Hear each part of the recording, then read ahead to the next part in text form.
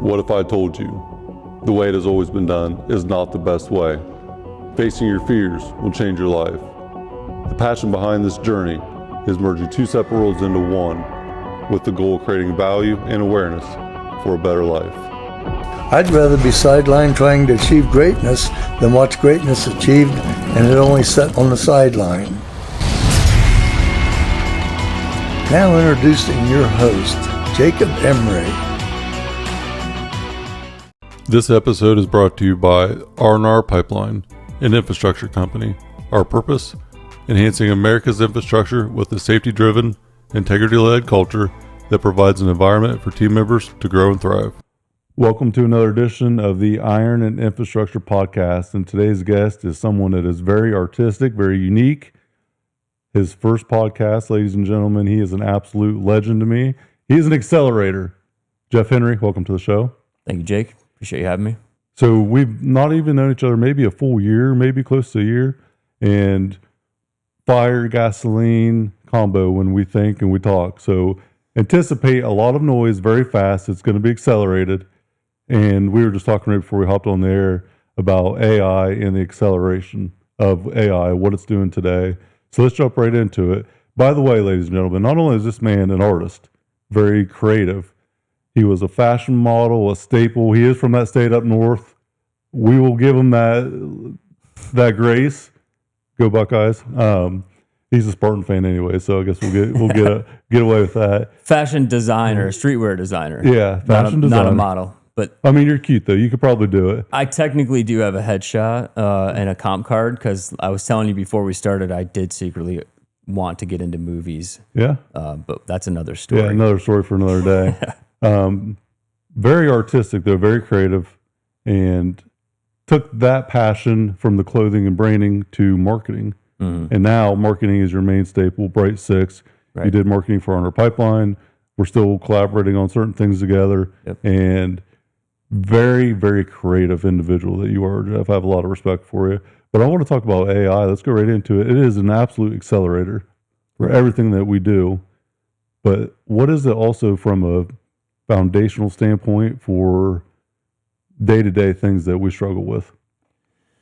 We were talking about from a marketing standpoint, what I really love about it is the ability to keep the message on point. Once you have your message, once it makes sense, there's no longer as much of a struggle, especially if you're working on a team, to keep that consistency. So in marketing, you hear about brand guidelines and developing that and then implementing those across the company, especially larger companies.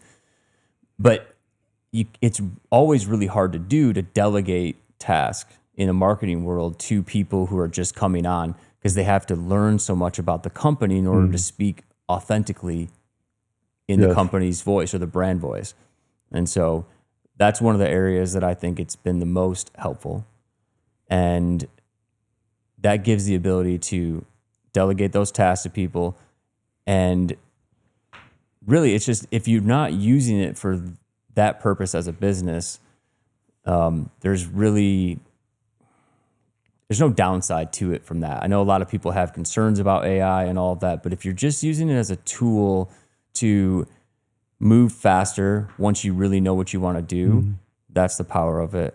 And I really think it's helpful when you want to develop process as well.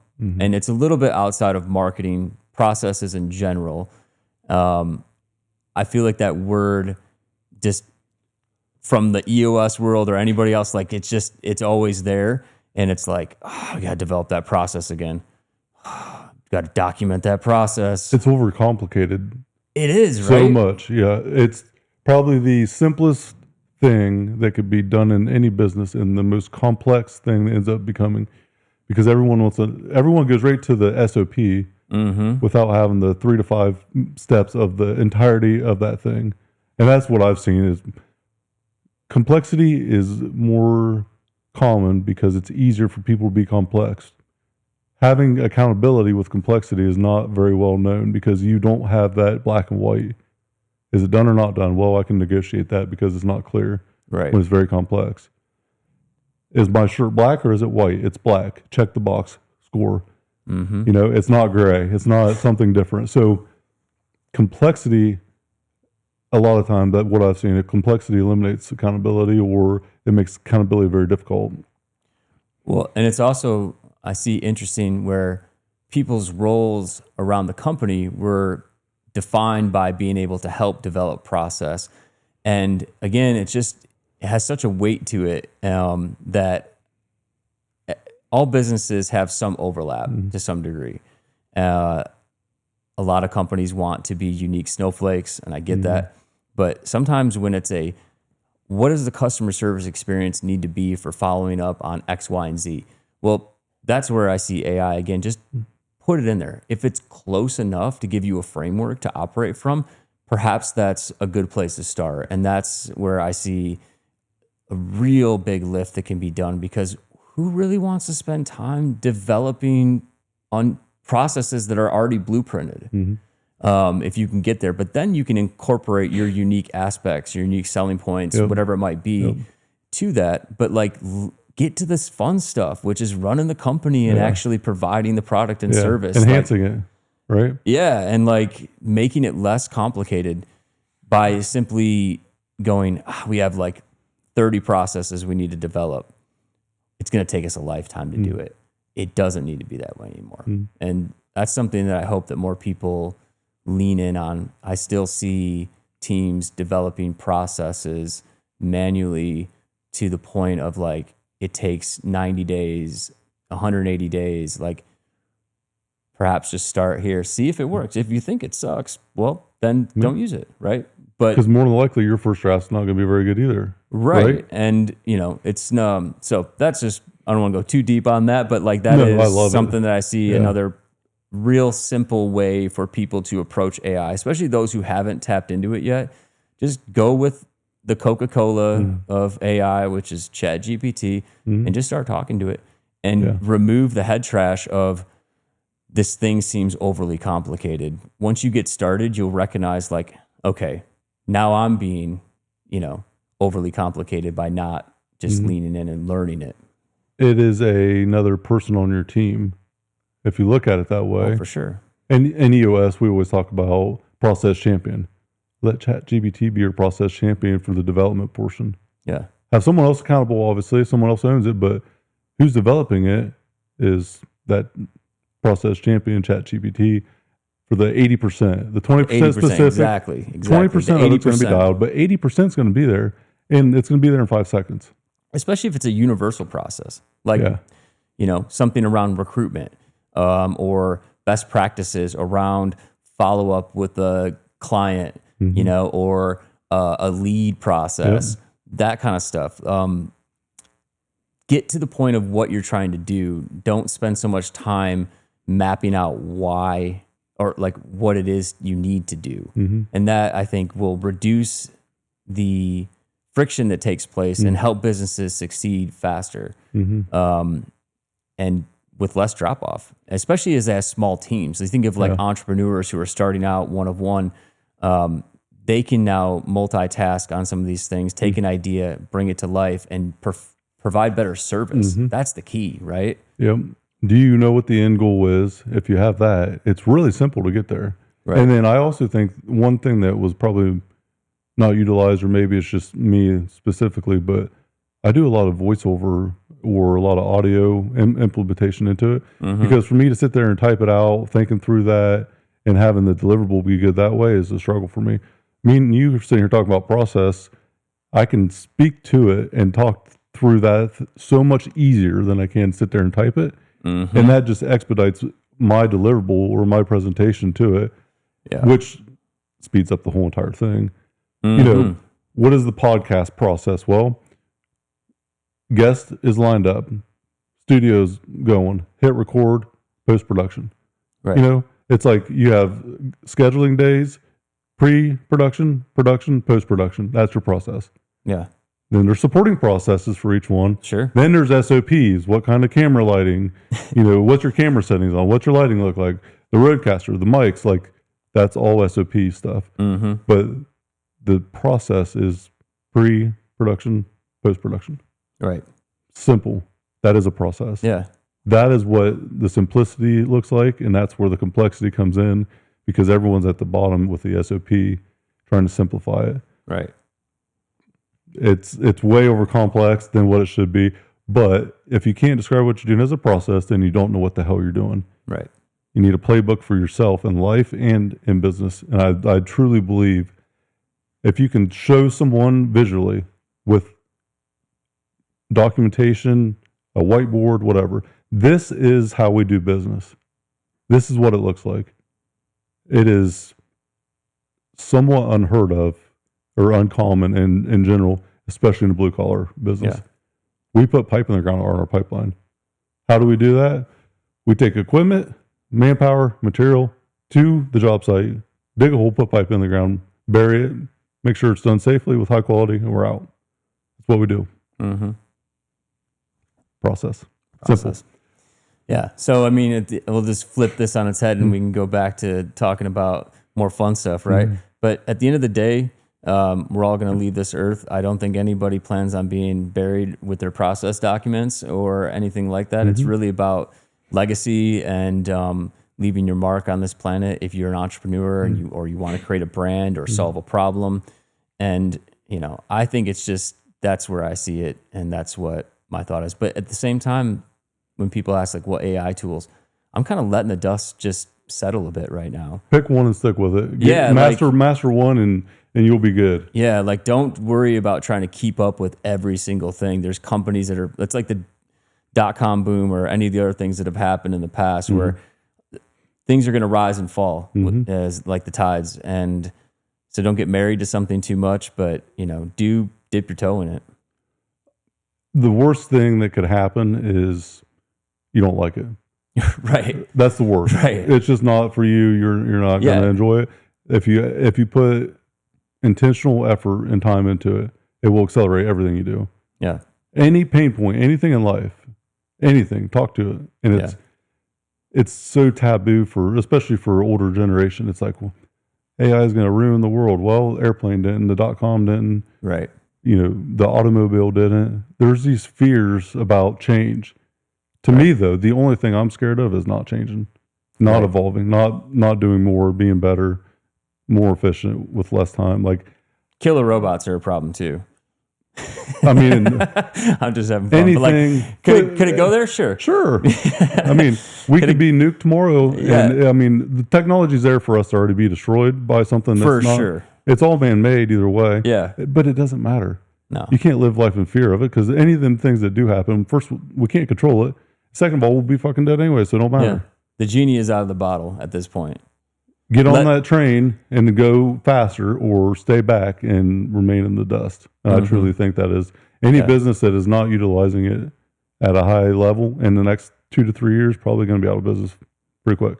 Yeah, possibly, unless they've already figured it out, in which case it's like beautiful. There are certain industries that are going to remain strong and relevant. And, when I look at the landscape, I get excited about companies like R&R Pipeline, for example, because we're going to need people. People are still extremely relevant. The AI thing right now is computer based. I don't foresee robots walking around, doing plumbing and custom kitchens and things like that, or these really unique things that require so much. Eventually, sure, yeah, but that is going to become the area, in my opinion, that really has, and maybe that'll help. I think people are tied to their desk, right? So I think it's going to have a big impact with back office stuff. Yeah, for sure. Automation, the blue collar workforce, and what we struggle with, it's going to accelerate progress a lot there.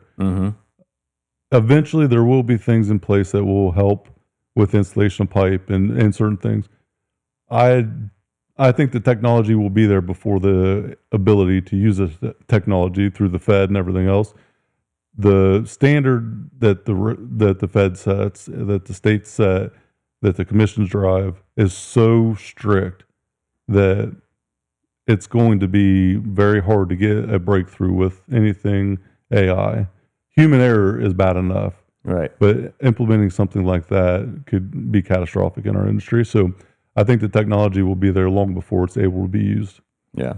That's my personal opinion on it. But that's the physical on-site putting pipe in type of task. The automation part, the process part, how we do business will absolutely change. Yeah, 100%.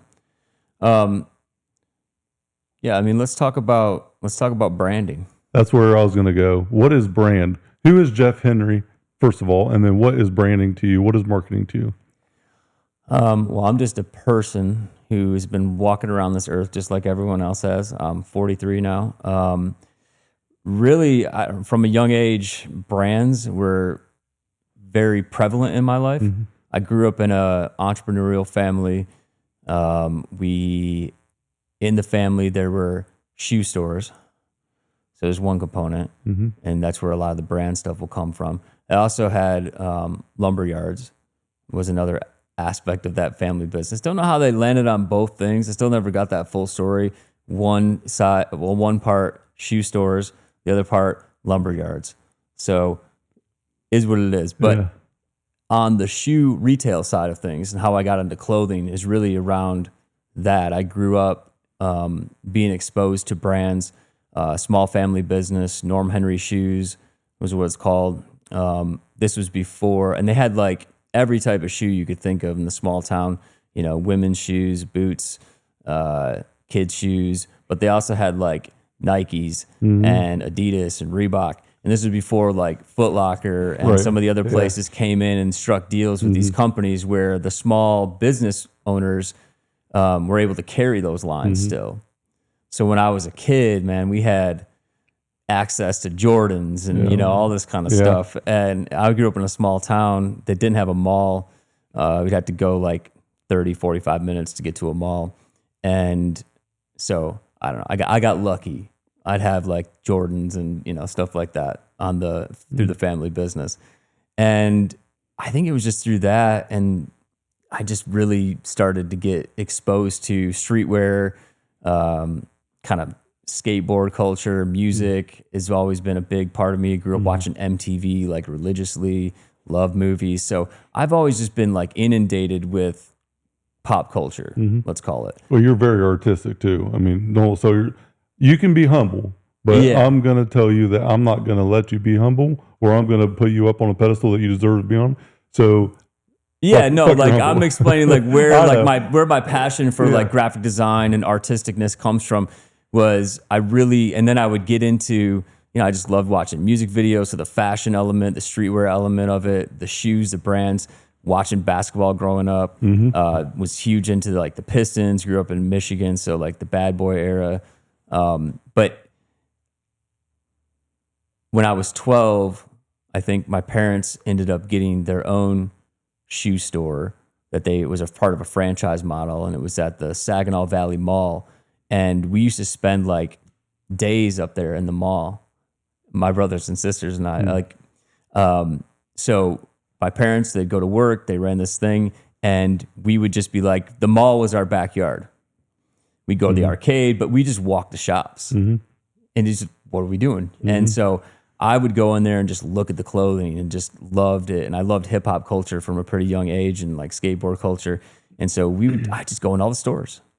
And I didn't realize this until many years later of like how influential that was. Like I had done clothing for like 15, 20 years by the time I was 20, after that. And I'm like, I'm looking back, I'm going, why did I get so involved in this? Why did it become such a thing for me? And it was growing up, like basically that was our babysitter, was the mall, the food court. And it's just one of those, like you hear about malls and you think of like the 90s and stuff, like that was where I grew up for a time period. And it was really important to me. So from that, I just loved branding. I loved the marketing side of it. And when I got into being able to create my own product as an artist, I started making clothing when I was like 20. And I wanted to create a brand. And through that process, I learned from the greats, looking back on it, like what did they do consistently? Simplicity, timelessness, classicness, like creating Authenticity. something that is just, authenticity, but something that's just simple. You know, you're wearing Converse, right? Like that is a brand. They don't have to change that. They solve that problem. That shoe will be here for a very long time. Same with Jordans. So Same with all the I Jordans. wear are J's and Chucks and dress boots for work. Yeah. That's it. Black shirt, Lululemon, long sleeve or V-neck short sleeve. I'm like across the board, as simple as it gets. Well, and that's the thing. Like my daughter, I was showing her the other day. She's 11 now. She's got a pair of like, I think they're like kind of like Dunks. They're like mid top. Yep. But they're that classic silhouette of like the early Jordan thing. And they obviously, I'm like, because she was like, oh, they're getting creases on them and stuff. And I'm like, it's all right. They don't got to be perfect. Yeah. And at the same time, I'm like, I haven't explained this to you yet. I held it up and I was like, this shoe has been around in some configuration for 40 years now. It's crazy. 84, 85? Something like that, right? And I'm like, you haven't figured this out yet because you haven't been inundated with it yet. But like, this is one of the most popular shoes on the planet. Ever. And it is still cool as shit. And people love it. And that so much they love it that they bring out hundreds of different colorways and they bring out limited edition and Pay they get artists absurd to amount of come money. in. Yeah, and then like, and so I was explaining it to her, and I was watching her eyes light up, and I was like, "Your shoes are really cool," and I was stoked to buy them for you when we saw them, and I was glad that you liked them. I was gonna probably buy them for you anyways because and I was make you gonna wear 'em. force that on you. Like, I want you to be into the same stuff that Yeah. I'm into, but like, she has a pair of Converse just like that that she loves to wear, and it's like, boom, there's a thing. There's the Converse shoe. And so I explained to her that same thing. And it was like, God, if you can create something like that lives in that capacity, that's what I was trying to do and what I like to do, whether it's working with a small business on their brand or, you know, creating something for myself or going like, you know, big picture, trying to create something that could spread the globe. Which you did. I did. I did. Eventually got to a point where I started a clothing line when I was in college at Michigan State that was all kind of custom streetwear. When I say clothing or say fashion, what I want you to know in your mind is I'm not talking like runway making dresses or anything like that. This was hoodies, t-shirts, hats, you name it, anything that had that kind of combination of hip hop, street, punk rock, but you know, just also just youth apparel, let's call it, you know? But what I did differently besides just screen printing on stuff was I cut things up and I started sewing on patchwork and doing things of that nature. And that was called Unlocal. And it was DIY. I just started making stuff for myself to wear. And over time, people would ask me about like, oh, where'd you get that? Where'd you find that? You know, and I'd explain to them, I made it. And they'd be like, what? And that was kind of my segue. It was like, I made it. And people were like, was your lead what is magnet. that? Yeah, what does that mean? And everything was organic at the time. I don't know if there was a social media platform officially. I think MySpace was just coming online and maybe the Facebook was about to launch. But it was really just, word of mouth, getting out there, talking to people. And I was telling you before we started, I was DJing at the bars at Michigan State. And I used to have crazy blonde spiky hair. And I don't know, it's kind of a character already. So it was a conversation piece for sure. And it became, I loved it, art or any of that stuff, but this became something unique and different. And I was like, all right, I'll try it out. Plus I was broke and people were willing to pay me money. That always helps. Yeah. So, But it was your brand, right? You're developing well, your I was brand. developing a brand. originally there wasn't a brand attached to it, but Right, but that was I like the recognized start of pretty it. quickly, Yeah. like maybe there's something here. Yep. Thinking entrepreneurial, like this is a cool way to do something artistic, but also make some money. And it's this wearable 3D piece of art that could be, and I'll have to put up pictures or a link to something in the description, but it was pretty elaborate shit too. Like it wasn't just like a little thing here and there. It was like kind of busy and different. And it definitely stood apart. And if somebody wanted something like that, they could come to me, or eventually I had a website, that they could go to. And so it was called Unlocal. And what I'll say about that is that Unlocal, to me, what does it represent? What is it about? One, it's just a cool name, but two, brand, right? For me, I grew up in a small town. You heard me talk about, this pop culture world and just kind of thinking globally and wanting to make an impact on that level. A lot of people where I grew up, it was like, you either did one of two things. You either got out, never really came back, or you stayed local. And for me, the only option and the first mission period was to become unlocal. And I remember I was sitting at my table in my apartment, and when I was at my senior year of college, and I used to go buy shirts at Goodwill and stuff that had letters on them, and I'd chop them up, and I was putting on the back of a jacket, I had the word local cut out of some shirt. Maybe it was like a UAW shirt. Who knows, right? Where'd the word come from? It was on a shirt printed for some reason. And then I was trying to match up different letters to it. And I remember, I can still see it. Like, I remember something that had a UN, and I put it there, and it like came together. And I was like, oh, that's cool. That's really cool. And I put it on the back of a jacket. I'll say this though, I'll give it to my mom. She was the one when I was like, I'm trying to come up with a name for something. And I just kind of recently created that, and I hadn't decided. And she was like, what about Unlocal? You put that on that jacket you were wearing the other day. And I was like, yeah, you're right. That is kind of cool. Yeah. Okay. Cool. Cool. Thanks, Mom. It's amazing when it clicks and you're just like, that's it. Yeah. And whether it's intentional or unintentional, like in that scenario. With brands, it's got to, one, if you're going to get passionate about it, it's got to mean something to you. If you're doing something like that, where you are the one kind of putting it out there. And then it's also got to have a sound to it when you say it. That's also important, right? How does it sound? Unlocal. Interesting. So, had to put a flagpole up, and then made a website and just started figuring out the pieces from there. How do you promote this thing? How do you take it from just this custom thing to turn it into a product line? How can I get this weird, strange thing manufactured? What are my options? And so you just, as a business owner, trying to figure out the pieces, especially when you've created something unique that isn't just as simple as going to a screen printer to do it for you. Like, how do you scale that? And I never fully figured that one out, because it always kind of was this unique thing. And to get that level of manufacturing at the time, you had to go overseas.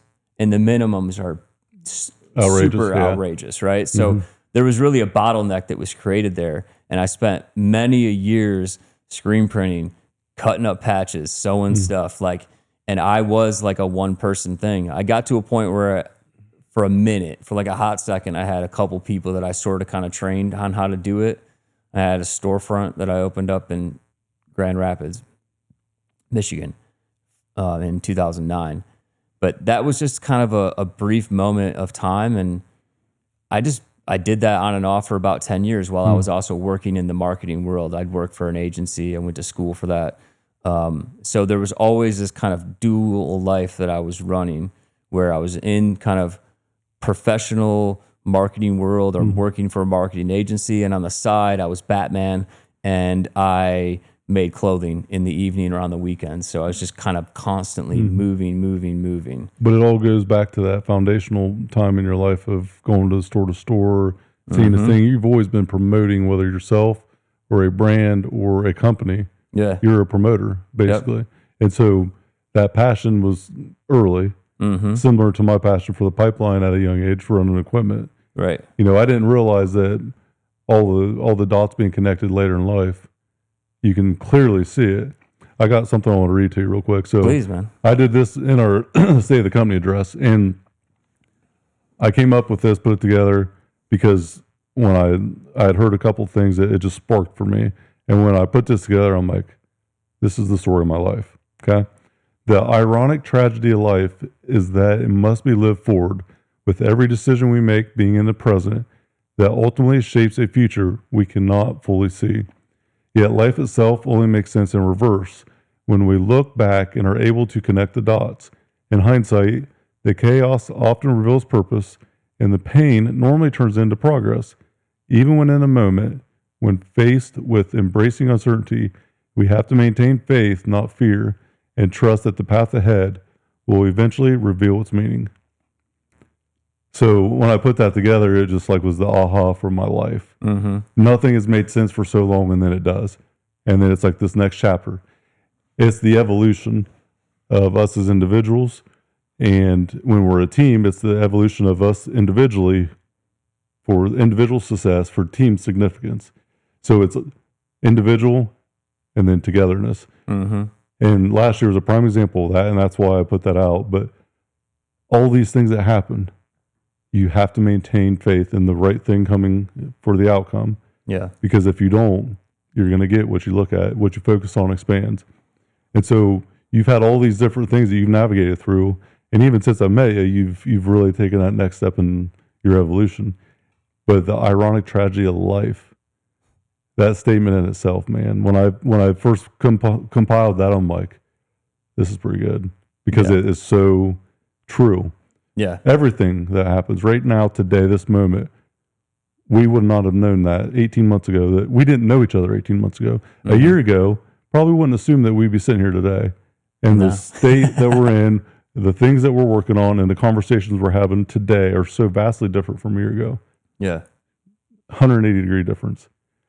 That's what the secret to life is, though. Mm-hmm. It's that continuous improvement, that evolution, and never staying stagnant, always going for something else. Yeah.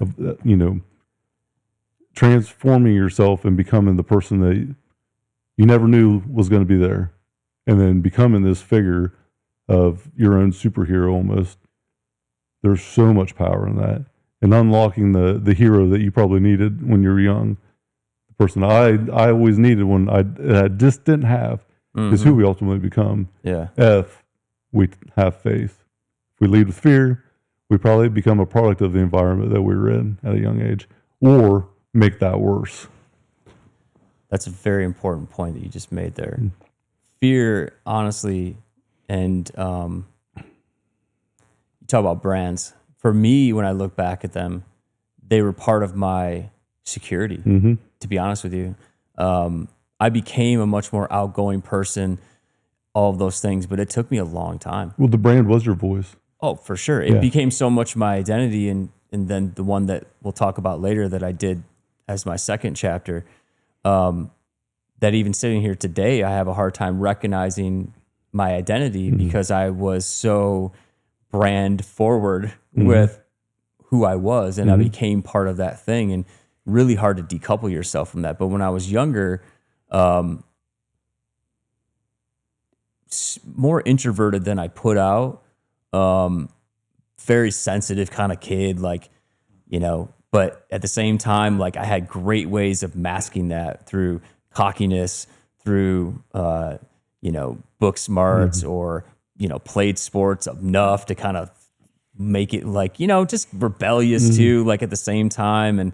But in the inside, man, I was really just bound up and super, reserved and introverted, and through brands and these things, and just then eventually creating my own clothing line and stuff like that became like my defenses, right?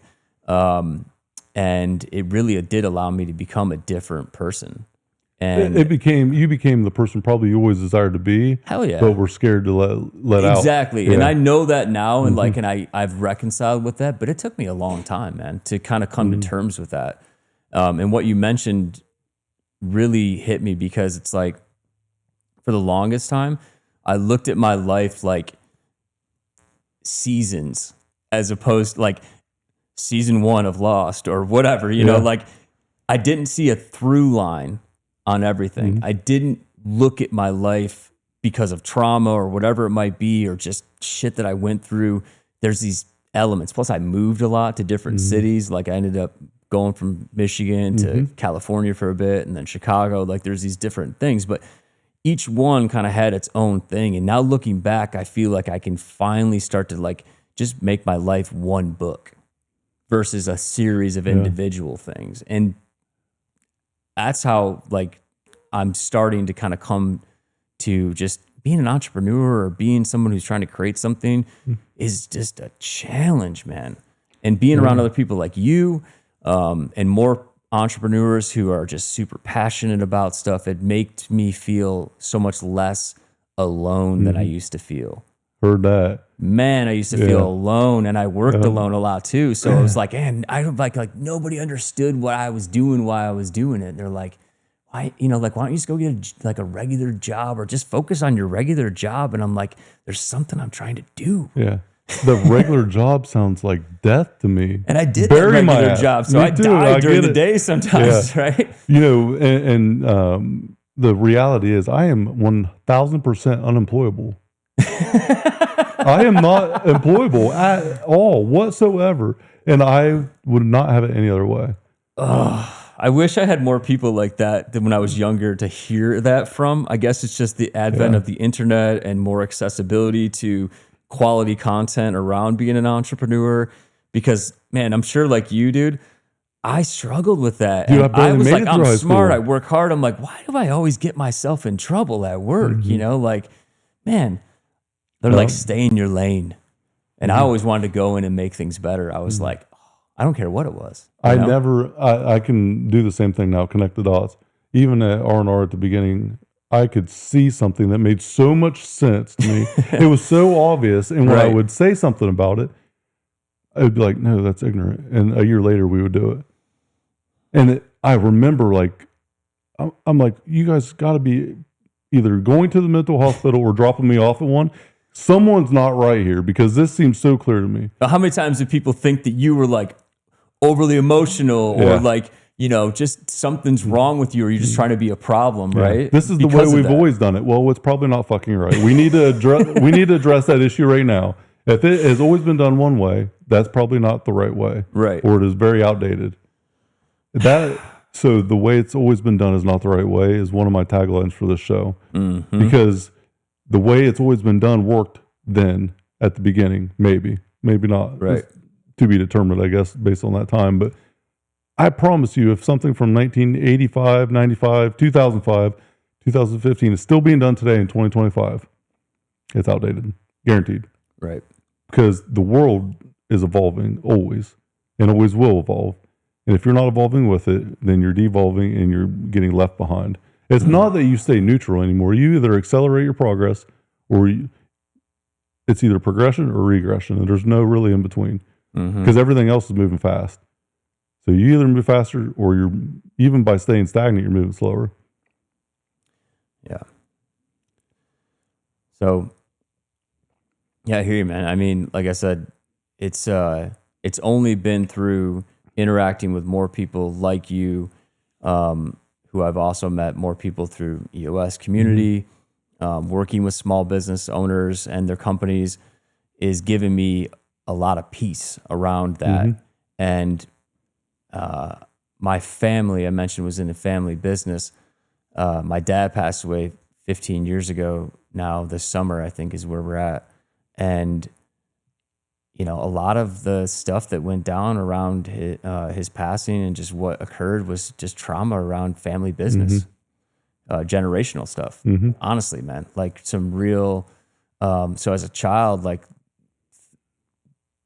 part of the reason why, like my brother, who's super passionate about helping entrepreneurs and get through their struggles and things, is because we watched it firsthand. What can happen. I know you also had family business. Very similar. So, like that also resonated for me as well. And was like, yeah, that element, there's a lot that it's not all glory.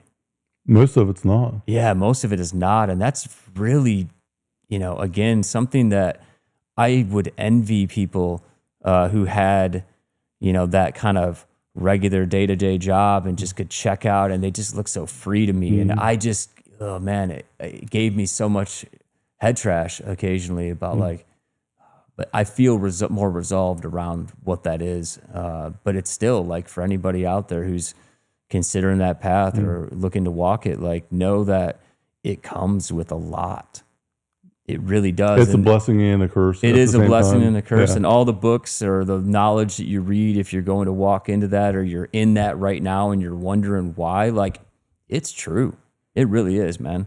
Like, it's not just somebody saying, like, don't start a business because it's hard and, oh, they don't know. They're just trying to keep me from starting a business so I can't, it's like, no, dude, it's really It's actually hard. Yeah. It You're not really that is. special. You're not that good. It's hard. It is. Expecting it to be easy makes it that much harder. Mm-hmm. The price tag for entrepreneurship is high. Yeah. That's why it's worth doing. I've almost walked away from it several times. And dude, I mean, I have contemplated if I'm doing the right thing or not, but here's the reality check for me. I always go back to this truth. If I wasn't doing this, what else would I do? Right. And if I wasn't doing this, what else would I do that would actually give me fulfillment? And when I think about that, I look at this sheet of paper that I wrote down my answer on, and that sheet of paper is blank. And I just think, well, I guess I'm just going to continue to do what I'm doing now. That's it. The biggest reality point for me is when it is the absolute hardest. This is where perspective for me is so big. It is the most pressure, the most pain. It's the hardest. In this state, you have no idea what the outcome is going to be, and you're faced with this decision. Two choices, faith or fear. Fear is nothing more than false evidence appearing real. Because that's what it really is in reality. Say that again. False evidence appearing real. I like it. So fear is made up, but so is faith. Faith is believing in something that you cannot see, and so is fear. The choice is yours, though.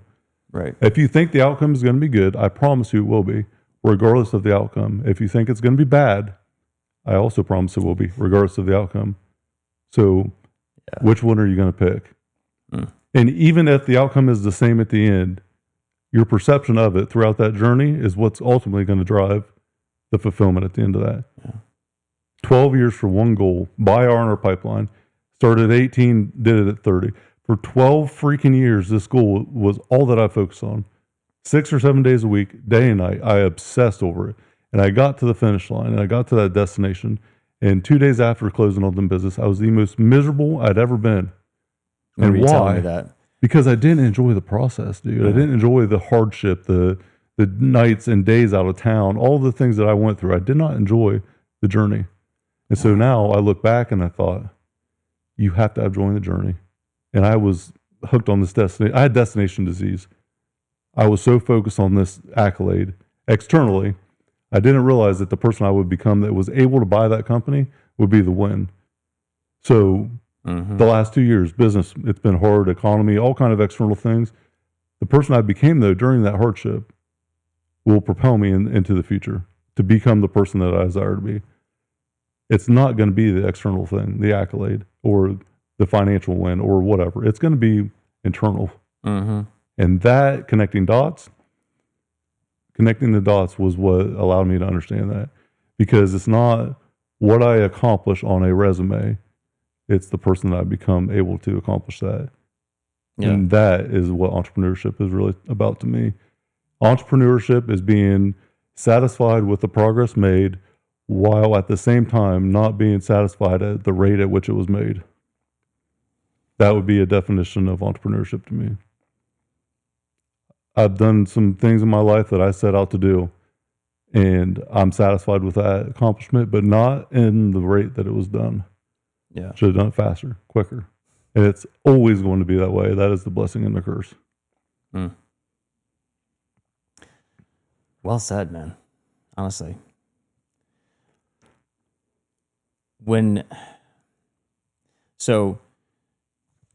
20 to like 30 was unlocal for me, that brand. And then I enjoyed that journey as much as I could. I did not invest in my future, though, during that time. And one of the things I learned, I'll never regret the good times that I had, that I got to enjoy while doing that. And it took me to some amazing places. I got to meet a ton of people and just, sell clothing to people across the world. And it was just myself. And I could feel so good about that because it's something I just did purely on my own. And, I used before the term like influencers, basically. I didn't have like the budget to go like advertise or put up billboards or any of that stuff. So I used social media in the early days, MySpace. And I was smart. I love music. So I was like, I got to put this on musicians, people who are out in front and center and stuff. So that was the way I got out there. And that gave me access to, what you need and want as a brand is kind of this kind of, exclusivity, or like, I'm trying to be a trendsetter, right? I mean, this is the world we're living in. Nobody needs this stuff. There's no real need for it. It's not like you're going to die It's without not survival, this stuff. right? Yeah. I mean, that's the interesting thing about brands and human beings and stuff, is that we attach ourselves to these things. But I had no business really to speak of. When I look back, I was just basically an artist that was, making stuff, and it allowed me to enjoy the journey to some degree. But that has repercussions in life, right? Occasionally. So my second foray into being an entrepreneur was sidelined for a bit, because I got to a point where I was burnout. I had not prioritized my health and wealth. Very much was just down for the journey, rode the, I mean, my journey took me to stupid things like I'm in the LAX nightclub at the Luxor, and I'm hanging out with Chris Angel in the VIP thing, talking to him about clothing that I just sent to him through his assistant and stuff like that. And then dude was like, I don't know, a real cool dude. Next thing I know, he's like beating the shit out of some guy who's talking to his girl. I mean, this is the, like the peak of where my crazy, life took me to. And it was just, wild stuff, but I was broke the whole time. I was just a starving artist basically, but it gave me kind of these inroads. So from the outside, people were like, oh, you're doing great. But internally, when it was just me behind the scenes and stuff, Dude, just, had to be. oh man, dude, the pain, the nights of just going, how the fuck am I going to get out of this? Because after a while, it became this thing I just felt like I couldn't escape. And then I felt behind. Well, Like that eventually, whether external or internal, becomes your brand. oh, dude, like my brain is still getting rewired because of some of this stuff. But like I ended up moving back home to the small town I grew up in, and it was unexpected. The passing of my father took place while I was there. I needed to reset though. I was completely lost. And what I wanted to do, I'm looking at my friends who had took the more corporate path. They're doing well. They're, buying, cabins. They got nice cars. They got, fucking, they're going on vacation. Dude, I can't do any of those things.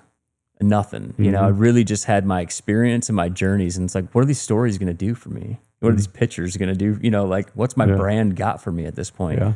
And I had to just reset completely. And then my father passed away, and I was one of the few of my 5 siblings that could just kind of stay at home. And I had a sister who was still in high school. And I mean, it was unexpected and it was awful. But in that downfall, I ended up meeting my now wife, and I never imagined that I would end up marrying somebody from my hometown, because I'm unlocal. Pun intended. And the wild thing is that I didn't even know her. She was a freshman when I was a senior in high school. I'm sure we passed each other multiple times. Maybe we had a conversation. It's possible. We speculate on that occasionally. We have that kind of fun journey story. But really, it was interesting because I ended up meeting this. I was not looking for anybody, nor did I feel like I was in a position to even want to be out there. And through this just really strange time in my life where I just was not trying to interact with anybody, and I really needed to retool and become more self-aware and take care of myself. I ended up meeting this person who, we have a daughter now, and like I can't imagine my life without those pieces. And I never would have had that experience. And I don't know what my life would be like, to be honest with you, if I hadn't gone back. I really don't. Maybe I might not even be sitting here, kind of like your bio said. Yeah. Like legit, open and honest, man. I was riding it pretty hard, and it changed my life, and it slowed me way down. And we ended up, she got pregnant, like, kind of put the cart before the horse there and stuff. But it was still, in my opinion, it was like destiny or something. And Absolutely was. it was, honestly. And I can't tell the whole story about how we met and the circumstances. It'd just be too much. Plus, also, we have time. But I tell you, it was one of the lowest moments of my life when I walked into the bank where she's working at. And I lost my ID, and I needed someone to help me, literally Yep. cash a check. I was working, no disrespect, but where I come from and where I was at, just to help out and stuff, I was working at a machine shop, doing spot welding, rack repair, like, doing some stuff in the office just to help out. But like, I needed something just to get out of my head and go do something. And I missed working with my hands because I'd stopped doing the clothing line at this point. But I was like, I got to figure something out here. And it was meeting her that made me go, all right, I got to get my shit together here. Ended up getting a job at a advertising marketing agency over in Lansing. And so we're talking about going back into 9-to-5 life. And you said, I'm unemployable, right? It didn't take me long in that environment to recognize like, ugh. And I had many conversations with my, the boss that was running it. It's a semi-small business. It was like 20-ish people, but she was making it happen and was on the scene there.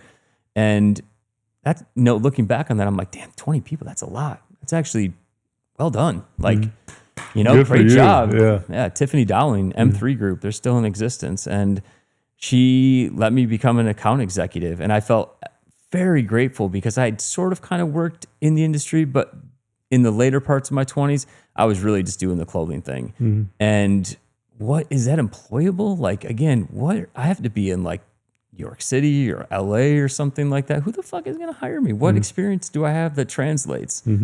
And she saw something in me. She saw that I could connect with people and I could empathize with them. And I cared enough about other people's businesses that I could resonate enough. So she let me become an account executive, which I don't like doing sales in that way, but I could go and talk to people and learn about what their issues were. Be Interested. Like, just talk to me. And I realized that's all it really boiled down to. Long story short, I tried to do too many things. I tried to shake up the business too much, all that. And then Spoken the like a true entrepreneur visitor. bug came about, and there was I don't know who came up with the idea, but in retrospect, it seems bananas. But I'd found out that the Lansing Economic Development Corporation, economic development arm of the city, right, had allocated some funds to launch a fashion business incubator in Lansing, Michigan, of all places. I don't know why.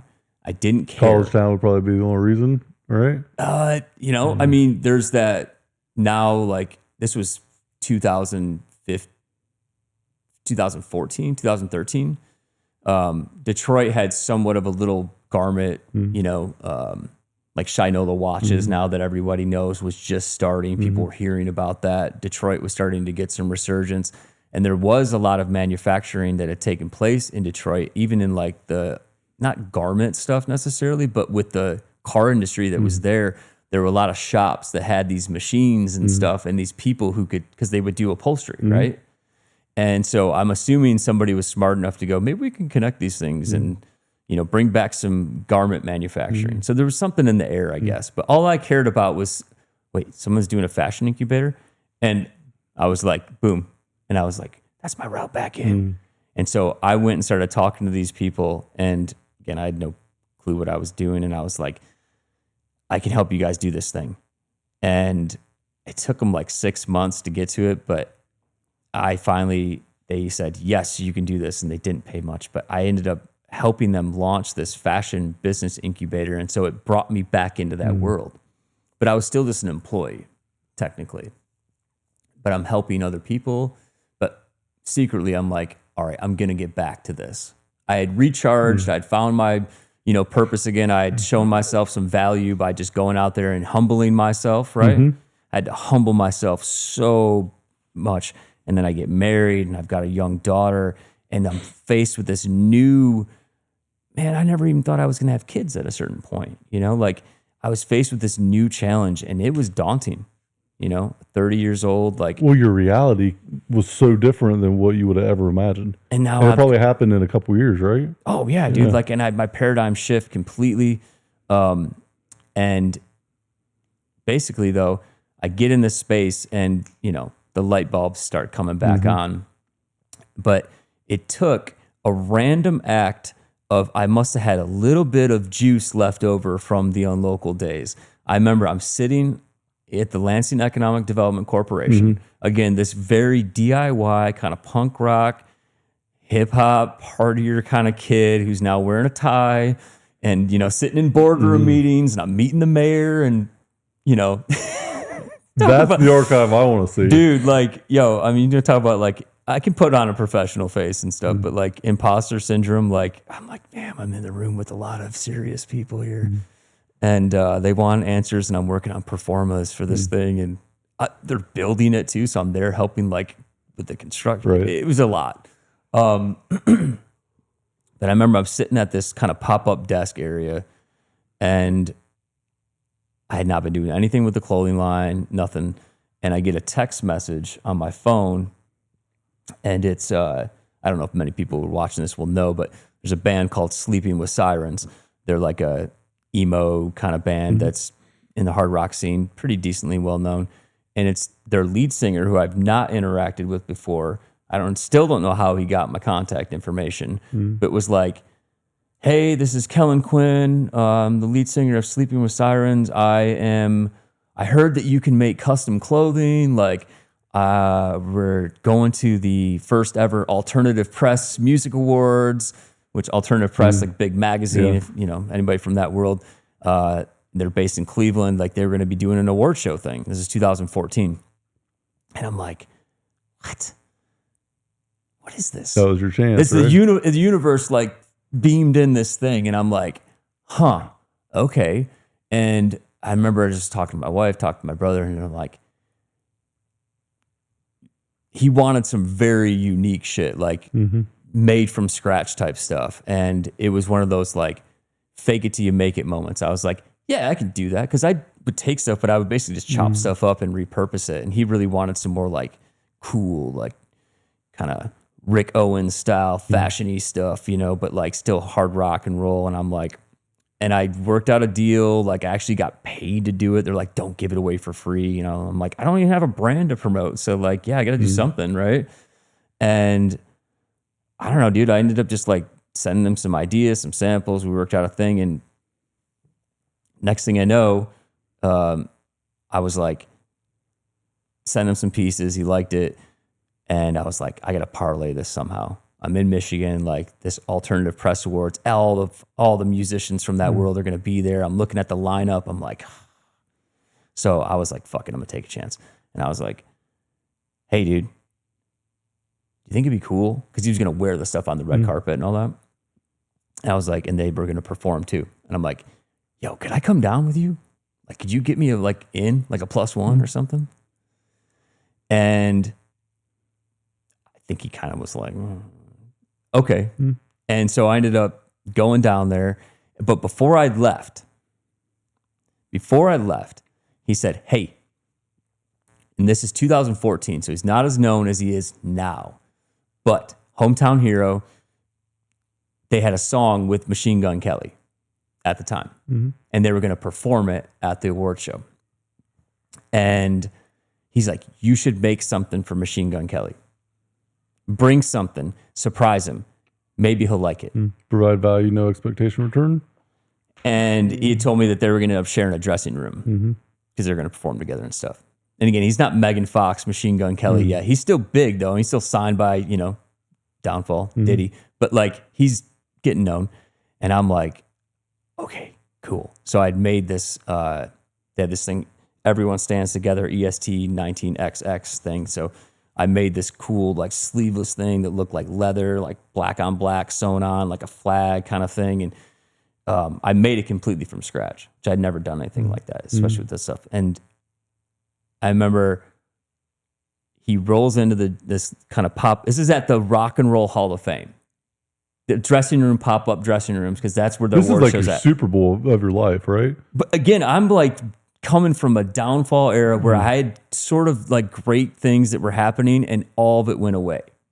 And like it felt like my whole universe had dried up in that arena.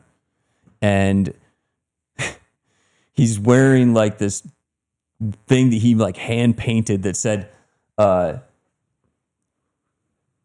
like it was like low class or no class with like a hand painted anarchy symbol on it and stuff. And he had walked the red carpet in it. So he was intending on wearing this thing. He had made his outfit. This is important for musicians, right? People are like, what the fuck are you talking about? Like, it's important shit.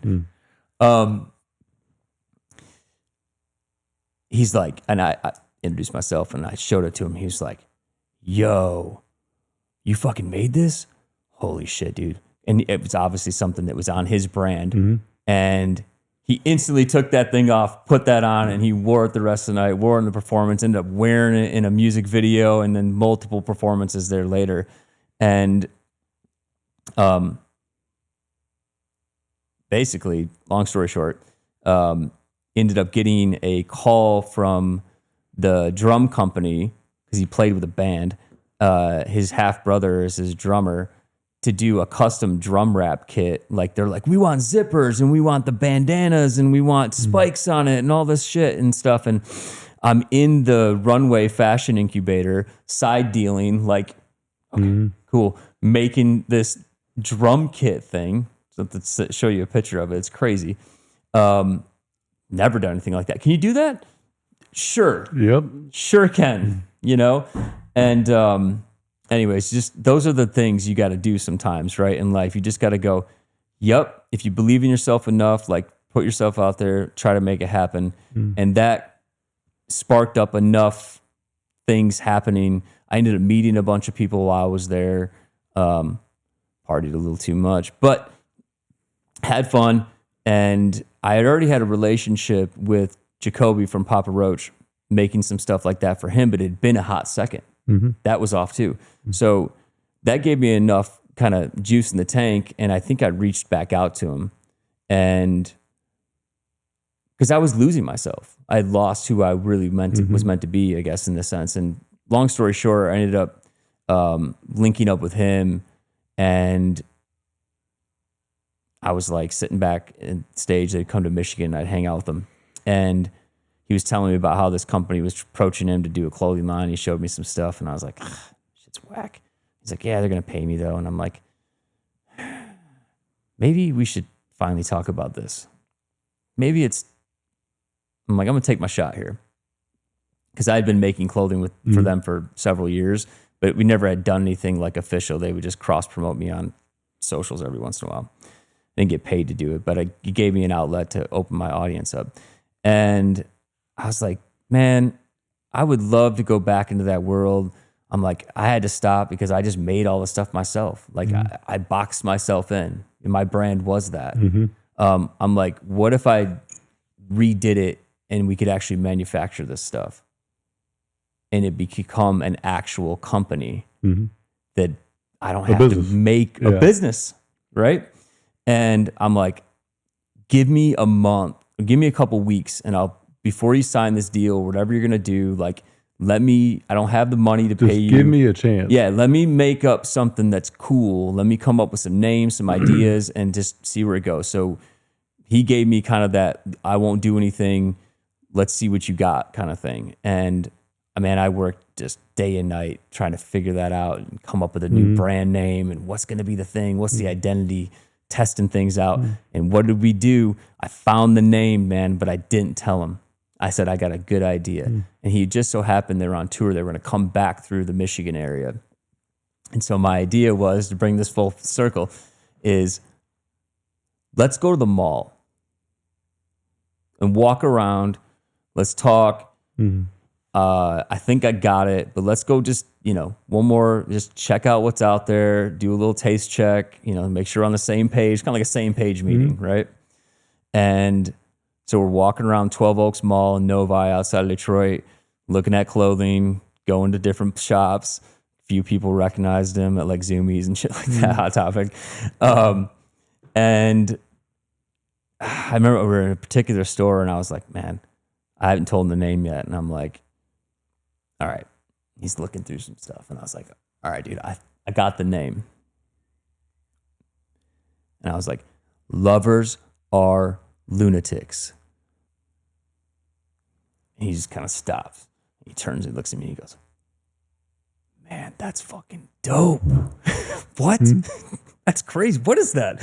And I'm like, dude, in Latin, the word lovers and the word lunatics is only a one vowel difference. And I was like looking for inspiration anywhere. And I'm like, there's just something that spoke to me in that sense, because in order to do something really great, you got to be a little bit crazy about it. In order to love something, you got to be crazy about it. In order to be passionate about something, you got to be a little bit crazy about it. And it checked all those boxes. And the dude is such a great personality and a wonderful human being. Like, he's as genuine as he is on camera, and even more so. And he just lives passionately with his heart on his sleeve. And I was like, I got to do something that speaks to that, but also just is unique and memorable. Still, like, we'll talk to people on the phone in a customer service setting, like, what's the name of PNC Bank? What's the name of the company? And every time someone's like, I like that name, or that's an interesting name. But it's a brand that hooks right away. You don't Just based on the name. The hook you don't is the forget name. it. People will say lovers and lunatics and things like that, but the point is just something to stand out. But it really was about, man, life is like that. Lovers are lunatics and vice versa. And in that thing. And yeah, relationships too, right? But at the same time, that is a mantra. And there was something to build off of that. And we came up with the concept. I'd vetted it beforehand. A little marketing pro tip. All ideas must be Google searched before you marry yourself to them. And that's another challenge in that world of branding and marketing, is that, man, there's so many things that have been taken. How do you come up with something new and original? Yeah. It's challenging, especially in that space. But so anyways, we got the opportunity to make a clothing line, to take it to a global audience. My dreams in my mind are coming true. Like, I had already started, plotting out my future and all that stuff. Found out it wasn't as simple and straightforward as that. It's not a Willy Wonka golden ticket. There's, especially for the fact that it was going to be bootstrapped from the jump. His manager did not feel comfortable investing into anything. And I was like, I'm not going to let this opportunity slip through my hands. I got to figure out a way. I didn't have any money to put into it. And I was like, yo, I'm going to figure this out. And little bit of power of network left over from a fellow entrepreneur that I helped from the early days, who owned a pretty legit screen printing shop in Chicago. And I said, I'll design it, mock it up, we'll do pre-orders, and we'll run from there. And, took that initial thing, kind of the unlocal model of like, here's what it is, you're going to get this, had worked out the thing, done some samples. And from there, we're able to raise a little bit of money, buy some more inventory, raise a little bit more, buy some inventory, and, took it from there. And it made some noise in the hard rock space. And we ended up doing a couple festivals. I brought Jacoby in for one of the festivals where they were not playing at Rock in the Range here in Columbus area. And, man, people were fucking excited about that, because he wasn't on the bill or anything. And It's still coming out. oh, dude, we took it was like 2016. We hit the ground with got a tent and all that stuff. And man, I was like, you got to own it, dude. You're just going to have to do the meet and greet thing. It'll drive so much attention. And we had, the festival loved it.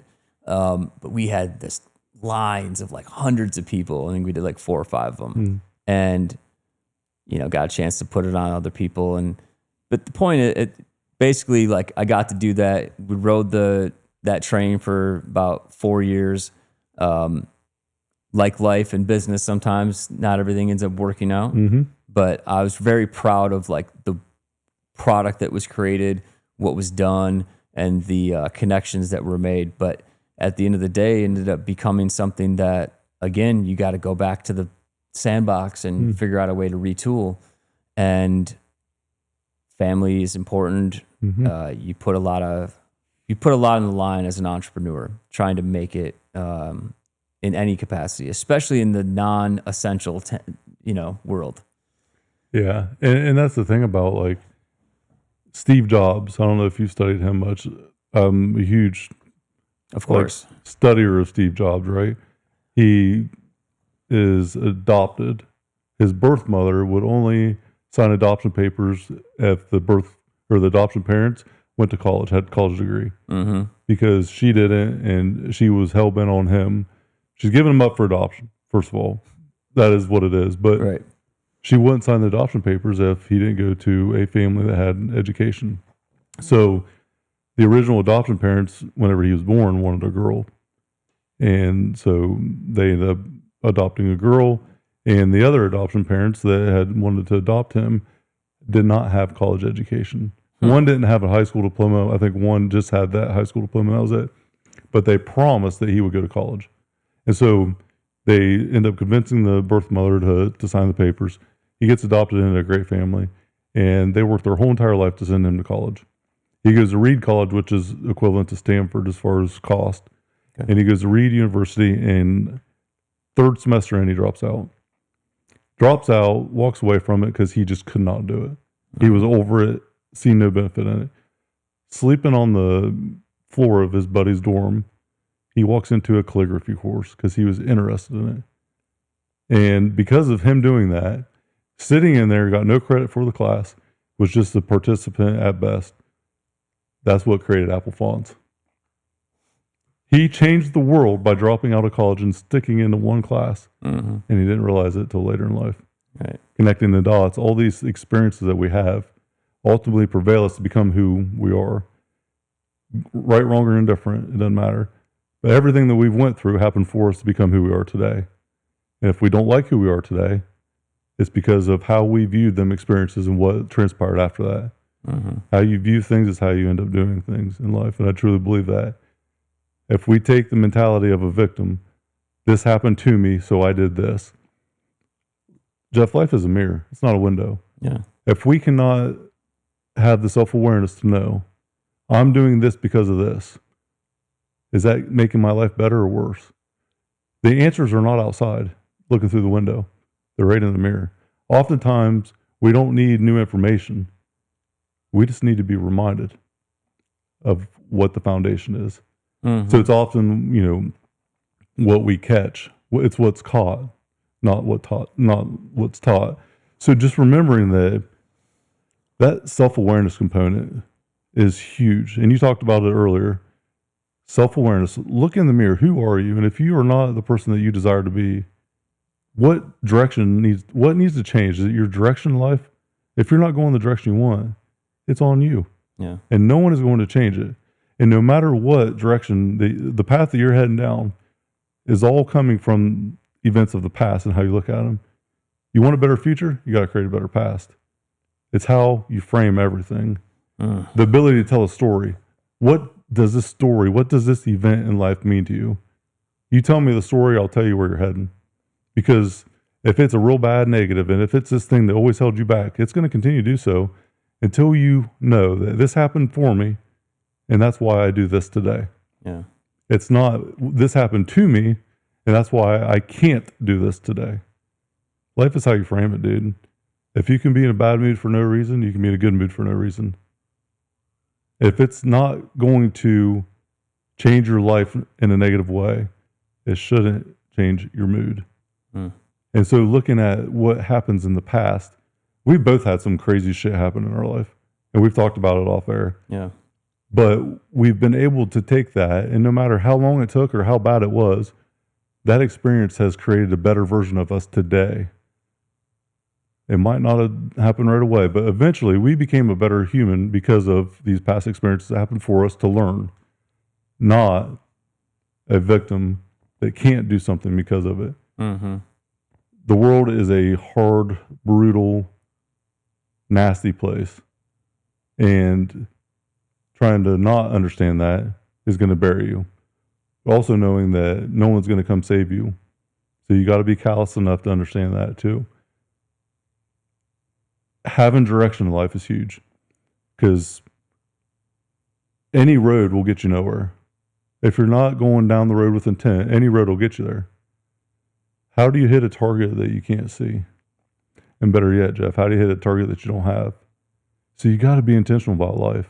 Yeah. It's pretty simple. I'm driving my car down the road. This is where my destination is. This is where I want to get to. What do I need to get there? I need some GPS coordinates. I need some money to get there. I need supplies, food, fuel. Life is nothing more than a playbook. It's just, what do you do when you get to that last chapter of the playbook? What's the end look like? And then break it down from there. And all these events that happen in life, I never thought I had an event in my life where I had to make a choice. And it was fitness or pipeline. And pipeline was a choice. 10 years later, almost, I became one of the owners of Max Effort Muscle. I could never had imagined that would happen. Never. I thought my fitness dreams and passions died. I never lost my passion for it. I just thought that the business component and me being a part of something in that area was done. Yeah. Connecting the dots, I kept my faith about what I believed about fitness and my passion for it. I still loved it, and I was still a lunatic about it. And that propelled me to create opportunity. The marketing agency, that person did something for you, and you'll never be able to repay her for what she did. Right. She's seen something in you couldn't see. That is one of the most impactful moments of your life, from what I'm hearing today. Corey Gregory did that for me at 20 years old. What the hell are you doing with your life? Called me out bigger than shit, and it changed everything, because you know what? I couldn't answer a question. Yeah. It broke down my reality, and my reality was ugly. When I looked in that mirror, it was an ugly son of a bitch looking back at me. And what I realized was, all the things that led me to act the way that I was, the impulsive, like, troubled kid that I was at 20 years old, 19 years old, I had to bury that person. That person had to die to some extent. I had to let that person be buried so that I could be reborn, essentially. Mm-hmm. I had to build a bridge away from that.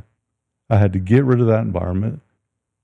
If you don't like where you're at, go somewhere else. If you don't like the show, change the channel. Life is that simple. If you're watching a show that you don't appreciate, that you don't enjoy watching, grab the remote, change it. But it's on you to do it.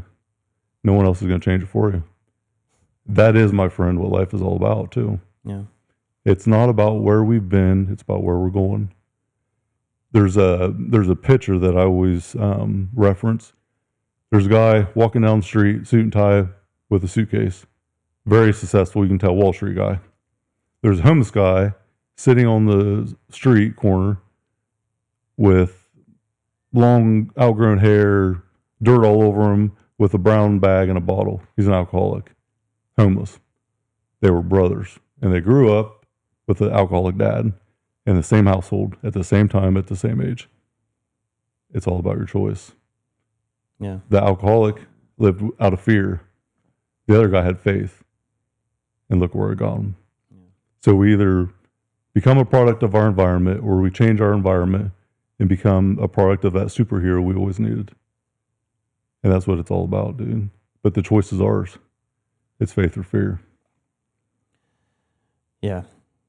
I will quote Jacoby on a follow-up on that. You had an acronym for fear. Mm-hmm. He has an acronym for fear too. Face everything and rise. Mm-hmm. It is not easy, always. It's not ever going to be easy. Right. But it is very simple in life. We have these choices that seem so hard and so unfathomable to make.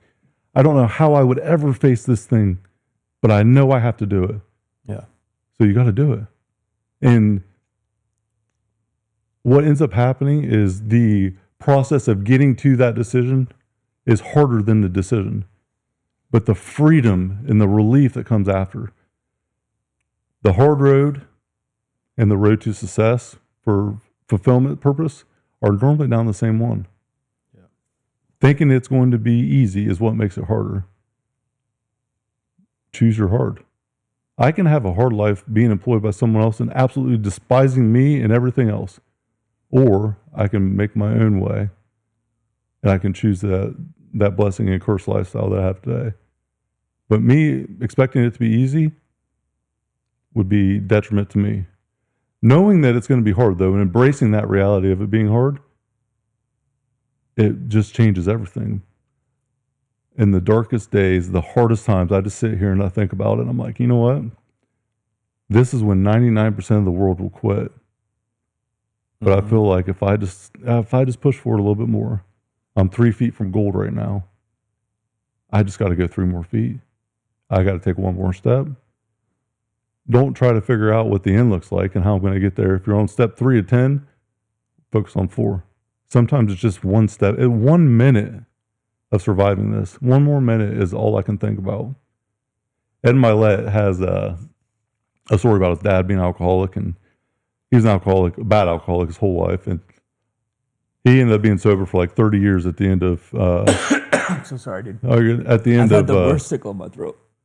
At the end of his life, like 30 some years, he was sober, and he asked him, "Dad, do you think you're going to be sober the rest of your life?" He said, "Just one more day, just one more," and that was the title of his book, "Just one more, one more step." Sometimes is all we need to get where we need to go. Yeah. I can't see, the fog is right in front of me, and I can't see through the woods, but I can see right in front of me 1 more step. On a journey to 1,000 miles, the first step is the most important one, and then the next step, and then the next one. So just remembering that when it's the hardest is when you want to quit, and when you get there, just embrace that moment. The hardest moments of my life have been the ones that I've had the most appreciation for, because I became self-aware enough to know that I will never face this situation again. No matter what in life, I will never be here again, because I will be a different person and the situation will be different. This is special because it's right now. What me and you are doing right now, we will never have this moment again. Never. There's a day where I'm going to walk in the old school gym for the last time. There's a day when I will do something. Everything I've ever done, I will do one time, will be the last. You have to enjoy the process, because one day it won't be there to enjoy.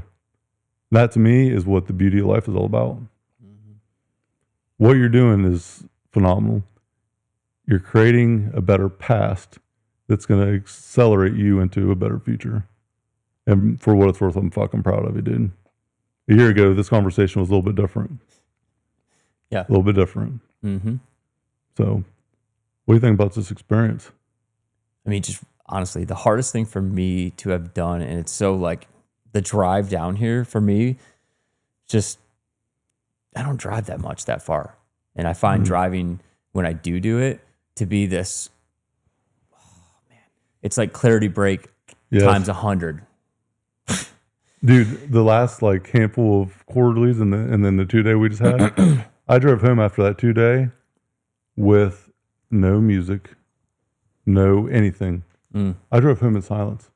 Didn't even talk on the phone for 4 hours straight. My like gotta have something to distract me ass. Nonstop distraction all the time. 4 hours of nothing, and I had never felt more peace for 4 hours. It was like I was in a different planet. It was amazing. Yeah. It's that reframing.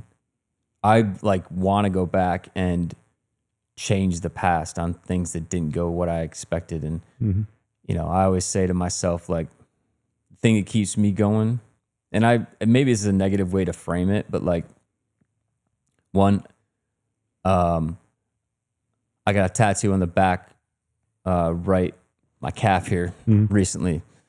It says "Still Not Dead." It's true. My father had MS pretty bad for a long time. It was his right leg, his right calf, let's say, that was the most impacted. And he always powered through as much as he could and like refused to kind of go to a wheelchair or whatever. And I guess I put that there to try to reframe a bit to myself to say, hey, what's your excuse? You know, there are so many people who are dealing with problems that are insurmountable in a sense. I still am upright. I still am functional. I have blessings beyond, what I feel like I even deserve sometimes, despite whatever I might feel about, everyone's life is in the eye of their own beholder, like they are on their own journey, and it can seem like that. But when you can think about what other people might be going through, how did they get through? How did they figure it out? And so you saying, look, it's about reframing it. It's not about being able to change the past. You can't. But if you look at it differently, then there's a possibility. And to go back to the top of the conversation, again, it's removing the barriers between these arcs of my life or our life, let's say people's lives, that I'm finding to be so helpful, where it's like, just carry forward the good, right? Learn from the past, carry forward the good. Win or learn, never lose. And, how do you get so close? How do you get close? What is the way I say this? How do you get so close to so many people who have achieved their wildest dreams and not do so yourself? And that is something, like, for me, where I was at, like, that was my wildest dream. And I actually achieved it. If I looked back and I said, here's your resume, sir, here's the experiences that you're going to have, young version of you, I'd be like, this is fucking amazing. Do I always look at it like that? Hell no. Should I? I wish I could, and I wish I do as I walk forward more. And what you're saying to me is super helpful in that respect, because it is that reminder that you got yourself there. You can change it, just like you changed what you were doing at the time. You still have the opportunity. You're still not dead. And so I joke, like, for Game of Thrones fans and stuff, I always tell my family, this is our house mantra now. My family, me, my wife, my daughter. My wife has been through some wild experiences, very tragic experiences, almost died herself in a very tragic boat accident, like when she was younger, when she's 19, like, just still not dead. And it's like, man, that sounds negative. And I'm like, nah, it's powerful. It's a reminder to be alive, because having a pulse and breathing doesn't mean you're alive. Correct. You can be living and not be alive. I think that is where so many people miss life at. The lack of fulfillment in life, to me, is the lack of purpose and production and outcome. You work hard to achieve something. It creates this callous self-worth that no one can ever take away from you. Kind of like your past. All these experiences in life, reframing them is kind of like your brand guideline. What is the language of how you tell your story? I knew this was going to get you, so I was waiting on this it. is perfect. So Thank think you. about when you tell your story. It should be consistent. If you tell a story of your life differently every time you tell it, what really happened and what does it mean to you? Your story and your brand are very similar. It's all in how you present it. Yeah. If you present this thing, this shirt, if you want to put this out there and it's a piece of shit, do you think it's going to sell? No. Right. How are you going to sell yourself in this story if it's not a positive thing? No matter what it is. What is the lesson because of this experience? And you just reframe, in general, circumstances. It creates a different pathway for you, because your mindset has evolved into thinking that this experience is going to teach me a lesson I can't see yet, but I have yet, once again, faith in what the outcome is going to be. Because I've been here and I've done that. But if you continue to lead with fear, no matter what the outcome is, it's going to become fearful. It's going to become bad. And even if it's on the track to be good, leading with fear is going to end up being a self-sabotaging accelerator. Because I've done that too. I'm scared of this thing, so I'm fearful of it. The fear of failure or the fear of success, which is also very common. I don't think that I'm worthy to become this person, or if I become this person, what happens to the people that I love? Because I'm not going to be the same person that I was before. So are they still going to accept me? And Jeff, at the end of the day, who gives a fuck? Because guess what? No matter what happens in life, we're going to die. It's inevitable. Right. But it doesn't mean we're going to live or have fulfillment or find peace, happiness, whatever. Mrs. Johnson down the street, who's my friend, doesn't pay my electric bill or my mortgage. And quite frankly, probably don't give two flying fucks about me. And if I die tomorrow and my funeral's next week and it's raining out at my funeral, if it's an inconvenience to her, she probably won't be there. So why the hell would I ever put anything into her opinion? And just in general, allowing outside noise to dictate your internal perception of your own reality, it's not about what other people say happened to you. Your experience is yours and yours only. So is your dream. Your dream is like your fingerprint. It's yours. No one else has the same one. It's unique to only you. So is your past. No one else experienced the same thing. You can have twins in the same household with a completely different experience because it's how you tell that story at the end. Yeah. Let's wrap up the show. Final thoughts. What you got? Well, I just say this because I talked a lot about myself, but I do want to leave some wisdom, if there is anything to leave behind here, which is through the work that I do as a marketing consultant, marketing advisor for other small business owners, which I do through Bright Six, which is a play on the type of person that I've been in my life, which I have been like the sixth man on the team coming off the bench, and I don't fancy myself on a fitness or anything level, but like a SEAL Team 6 member. Like, I look at myself as I have a unique experience. That is it. I'm not special. I am not a marketing guru. I don't want to be a marketing guru. What I want to be able to do is help people who are owners of their businesses or players in their business who need to bring forward the best version of their business. And I would say, and you say this constantly, is that I don't really understand marketing. And I was thinking yesterday, what's the simplest way to boil this down?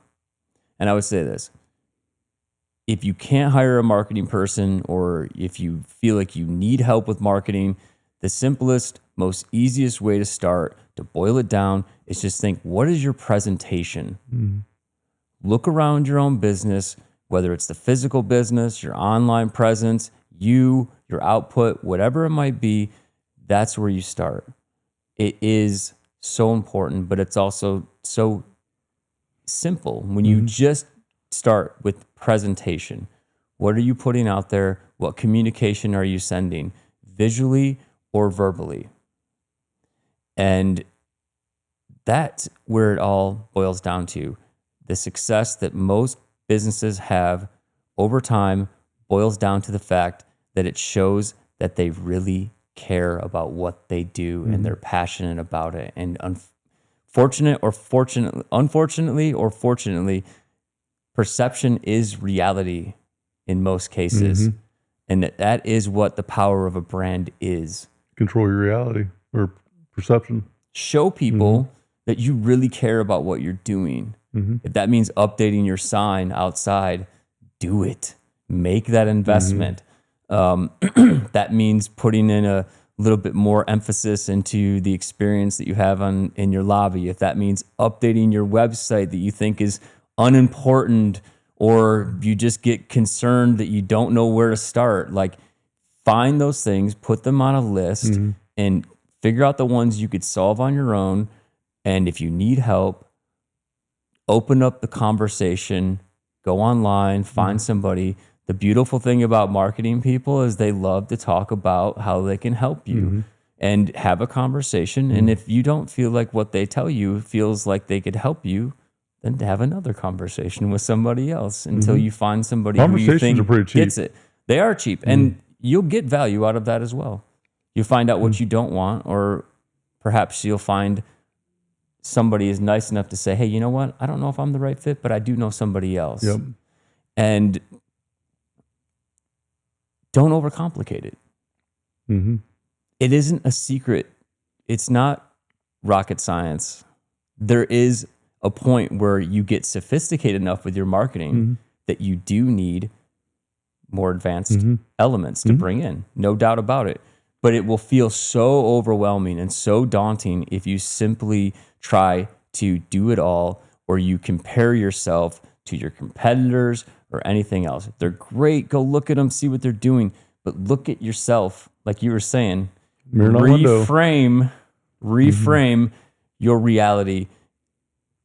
The problems will start to disappear a bit. That doesn't mean it's going to save your business, but it will help light up so many other elements of what you're doing.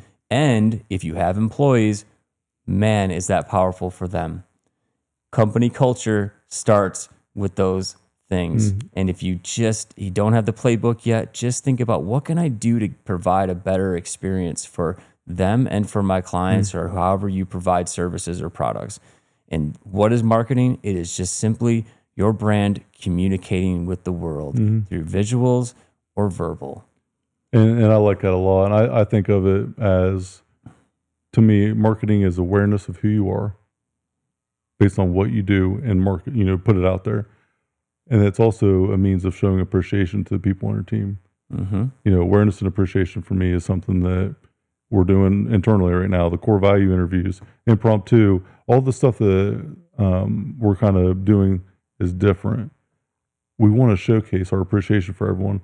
I can tell everyone I appreciate them, but I show them by time investment in doing something different and then putting it out there for everyone to see.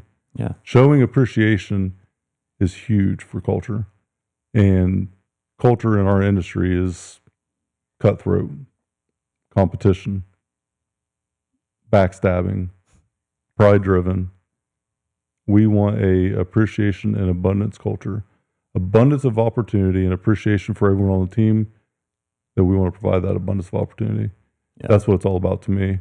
I love how you frame that, though. It's absolutely perfect. Think about it from 150 years ago. What was brand 150 years ago? If you had a cow that had a brand on the side of it, that brand told you, I'm going to shoot this fucking cow and go bury it somewhere because I hate that dick down the street. Or I'm going to go let that guy down the street that I appreciate, I'm going to let him know that his cow's out and maybe his fence is broke somewhere, we can fix it. Branding's been around forever. Sure. It's never going to go away. Yeah. It's always going to be there. Yeah.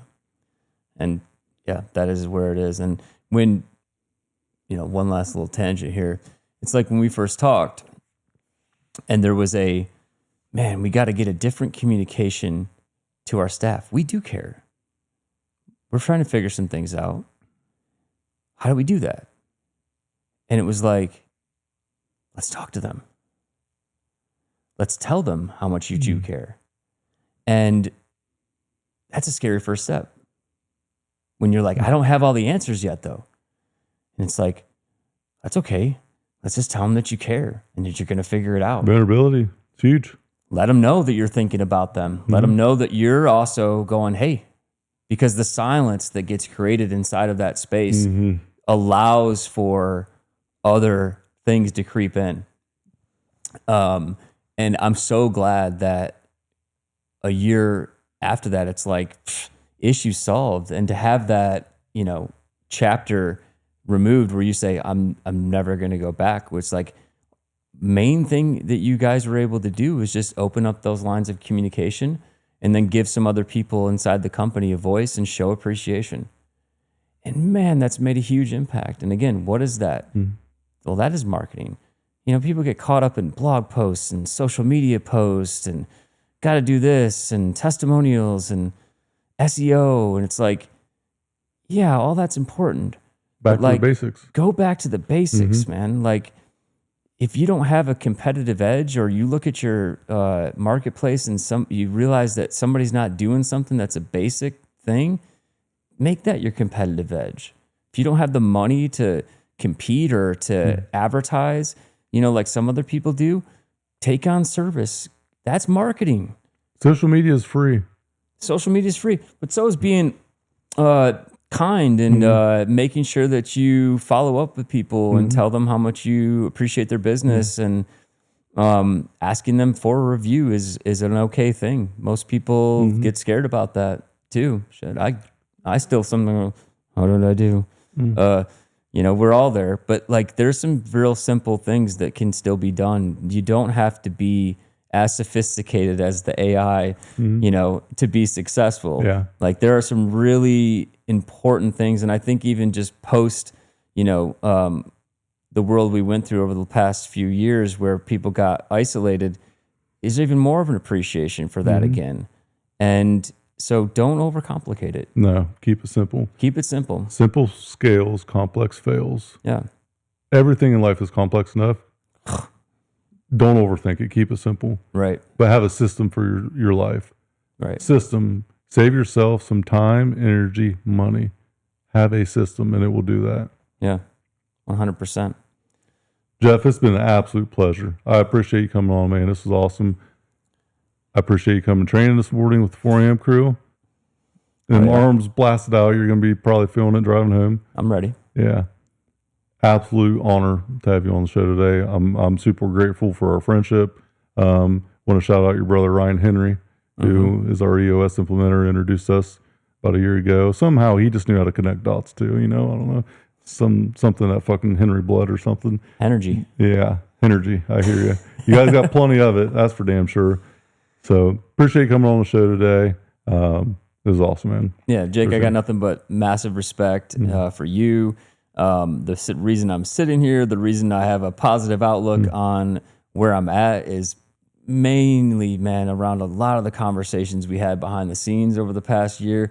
I cannot thank you enough for just being one of those open, honest, vulnerable entrepreneurs. And, for anybody who is just wondering, how do I connect with people? I'm a business owner. I'm not. Just lead with that. It really does speak and find more people just like you and just be open with them about it. Because I guarantee you, because I talk to a lot of them, we're all the same. All the entrepreneurs, they're all feeling the same fears, doubts, and concerns as we've described here. Yep. And you do not need to see only the Instagram version of a business. It is truly everyone is going through that same struggle. And so thank you for the reminder of that, and thank you for your wisdom and taking time to talk to people like me. It's awesome, man. Collaboration's what it's all about. 100%. Yeah. Let's go. Appreciate it. All right. This has been the Iron Infrastructure Podcast. Jeff Henry, the famous Bright Six marketing guru, Jeff Henry. Thank you, sir. Check them out, bright6.com. Bright6marketing.com. Perfect. And if you would like to have a conversation, I'd like to hear about your problems and perhaps help solve your issues. We're solution industry. We're in the solution industry. Absolutely. Solution focus all the time. Absolutely. Right? 100%, brother. Appreciate it, Jeff. Iron and Infrastructure Podcast, and we're out. Peace. This episode is brought to you by Max Effort Muscle. For all your supplement needs, go to maxeffortmuscle.com.